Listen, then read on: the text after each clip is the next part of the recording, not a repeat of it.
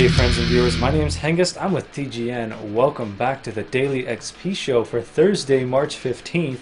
Today we'll be discussing the massive success of League of Legends, future episodes of Sonic 4, updates for the Game of Thrones RPG, Final Fantasy Versus 13, and different versions of the Guild Wars 2 release.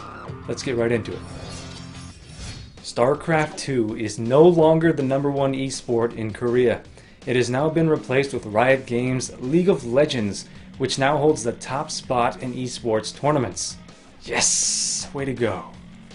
Starting March 21st, on GameNet will be showing love with bi-weekly broadcasts for a 16-team League of Legends tournament with a prize pool that totals 2 billion won, which is 1.8 million US dollars. Come on, be honest. You thought I was going to pull a Dr. Evil there.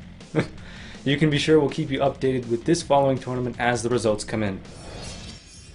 So episode 2 of Sonic 4 has not yet been released, but it seems that the fate of the third episode has already been decided.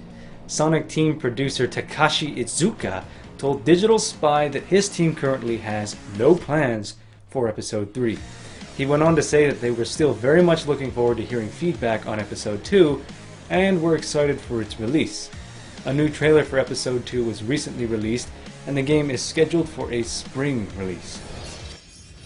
We've got some new footage of Cyanide's RPG take on Game of Thrones. At this point, the game appears to be an action niche RPG in the vein of Dragon Age 2, but with a slight, albeit distinct difference.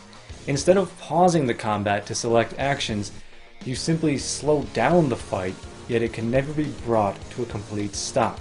Interesting! We'll have to see how that works in practice when Game of Thrones releases on May 15th. Final Fantasy Versus 13 has been in the works for a long time. A really long time. And there's still very little information about it.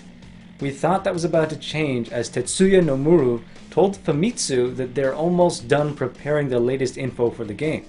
Sounds promising, but he followed it up with, "Because of a totally unrelated reason, there are circumstances in which that info cannot be released."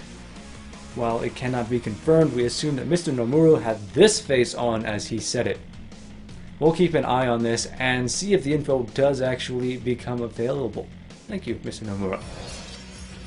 NCSoft has released the details of the Guild Wars 2 Collector's Edition.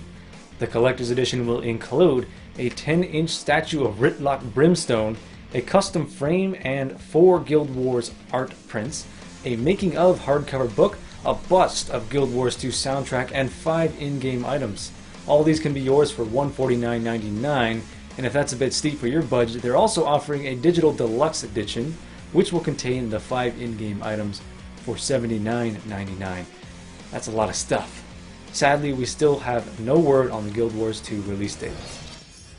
This brings us to our community question of the day. Collector's editions. Do you buy them?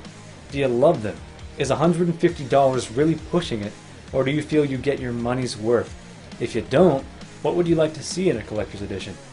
Personally, the last one I bought was for Grand Theft Auto 5 and I was monumentally disappointed. Head over to the TGN community forums in the description below and discuss. Again, it's better than YouTube comments, and well, just sign up for our forums.